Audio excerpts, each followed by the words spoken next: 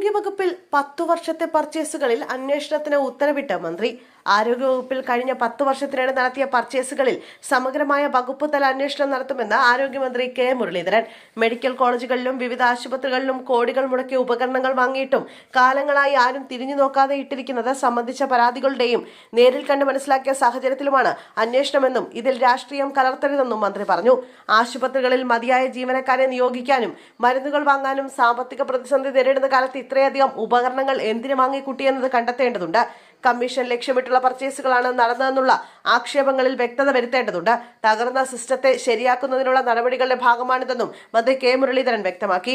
Mobile മോർച്ചറികൾ, autoclave machine, oxygen concentrator machine തുടങ്ങി കോടികൾ വിലയുള്ള നിരവധി ഉപകരണങ്ങൾ ഉപയോഗശൂന്യമായി കിടക്കുന്നതായി ഇതിനോടകം കണ്ടെത്തിയിട്ടുണ്ട്.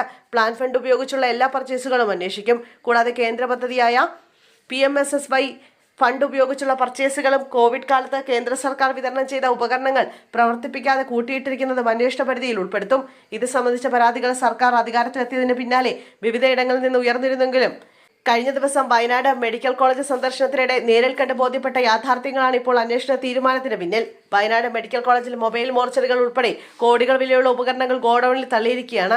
കാലപ്പഴക്കം ചെന്നതിനാൽ പല ഉപകരണങ്ങളും ഇനി ഉപയോഗിക്കാൻ കഴിയുമോ എന്ന സംശയമാണ്. ഈ സാഹചര്യത്തിൽ ആരോഗ്യവകുപ്പിന് ഈ ബാധ്യത വരുത്തിയവരെ കണ്ടെത്തേണ്ടത് അനിവാര്യമാണെന്ന് മന്ത്രി കൂട്ടിച്ചേർത്തു. Thiruvananthapuram medical college super speciality ബ്ലോക്കിന് മുന്നിൽ ഓട്ടോക്ലേവ് മെഷീൻ മഴയും വെയിലുമേറ്റ് നശിക്കുന്നു.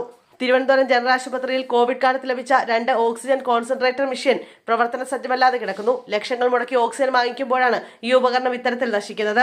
പേരൂർക്കട ജില്ലാ മാതൃകാ ആശുപത്രിയിൽ 100 kV സോളാർ പ്ലാന്റ് സ്ഥാപിച്ചെങ്കിലും ഗ്രിഡിൽ ഘടിപ്പിച്ചിട്ടില്ല. ഇതുകൂടാതെ ഇവിടെ ജനറേറ്റർ വാങ്ങിച്ചു വെച്ചിട്ടുണ്ടെന്നും അത് പ്രവർത്തന സജ്ജമാക്കാതെ കാലങ്ങളായിരിക്കുന്നതും പരാതികളിൽ ചിലത് മാത്രമാണ്. വകുപ്പ് തല അന്വേഷണങ്ങളിലൂടെ 14 ജില്ലകളിലും ഇത്തരത്തിലുള്ള സംഭവങ്ങൾ കണ്ടെത്തേണ്ടതുണ്ട്.